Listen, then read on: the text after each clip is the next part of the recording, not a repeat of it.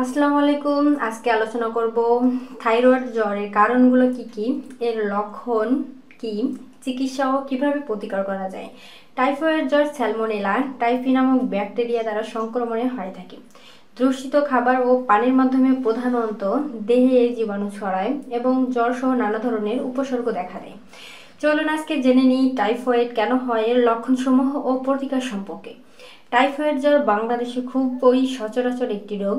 Typhoid জ্বর salmonella typhi নামক bacteria দ্বারা সংক্রমণে হয়ে থাকে। দূষিত খাবার ও পানির মাধ্যমে প্রধানত দেহে এই জীবাণু ছড়ায়। ঘনবসতিপূর্ণ এলাকার লোকজনের টাইফয়েড জ্বর আক্রান্ত হওয়ার ঝুঁকি বেশি থাকে।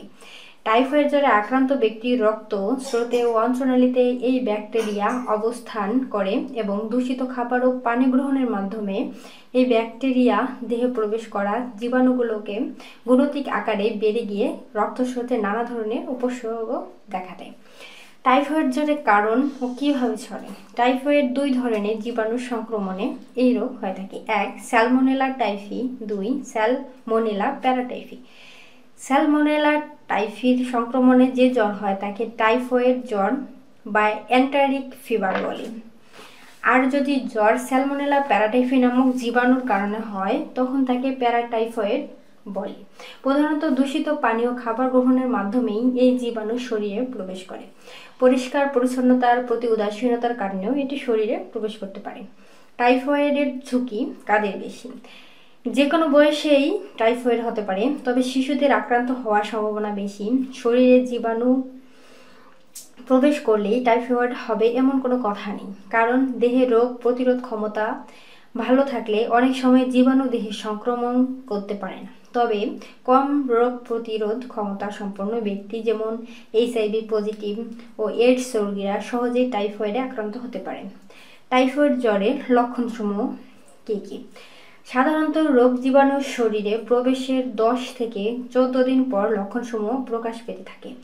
জ্বর এ রোগের প্রধান লক্ষণগুলো হলো, যা প্রথম 4 থেকে 5 দিন বৃদ্ধি পায়, কখনো বাড়ে কখনো কমে, তবে কোনো সময় সম্পূর্ণ ছেড়ে যায় না। এর লক্ষণসমূহ হলো 104 ডিগ্রি ফারেনহাইট পর্যন্ত টানা জ্বর হওয়া, জ্বরের সাথে মাথা ব্যথা, শরীর ব্যথা ও শারীরিক দুর্বলতা দেখা দিতে পারে। কারো ক্ষুধামন্দা হওয়া সহ কোষ্ঠকাঠিন্য হতে পারে। শিশুদের ক্ষেত্রে ডায়রিয়া ও বমি হতে পারে। প্রচণ্ড পেটে ব্যথা অনুভূত হতে পারে। দ্বিতীয় সপ্তাহে রোগীর পেটে ও পিঠে গোলাপি রক্তের দানা দেখা দিতে পারে। হৃদস্পন্দন কমে যেতে পারে। ওষুধ খাওয়া অবস্থায় ও সপ্তাহ খানেক জ্বর থাকতে পারে। এখন আসি কিভাবে টাইফয়েড জ্বর শনাক্তকরণ করা হয়। পরীক্ষা নিরীক্ষার পর কেবল চিকিৎসকগণ বলতে পারেন যে কারো টাইফয়েড জ্বর হয়েছে কিনা। টাইফয়েড দ্রুত শনাক্ত করার জন্য ব্লাড কালচার নামক রক্ত পরীক্ষা করতে হয়।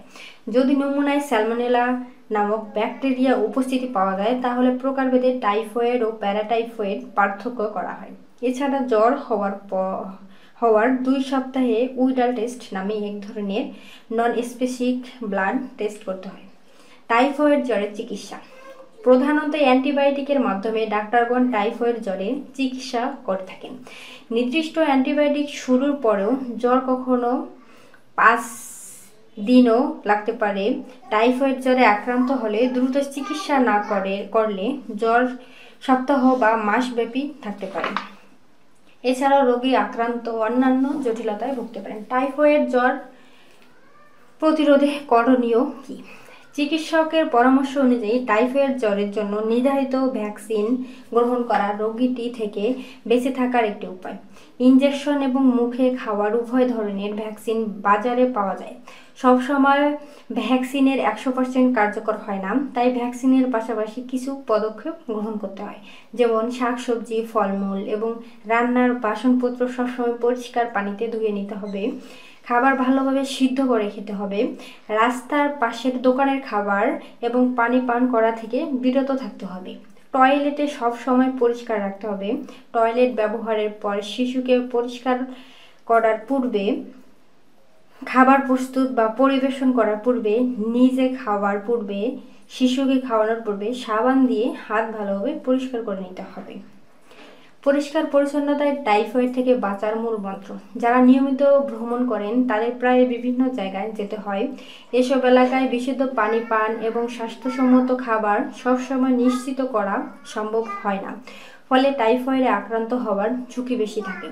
তাই টাইফয়েড প্রবণ এলাকায় পরিদর্শন করলে বাহিরের খাবার এবং পানি পান করার ক্ষেত্রে সাবধানতা অবলম্বন করা উচিত।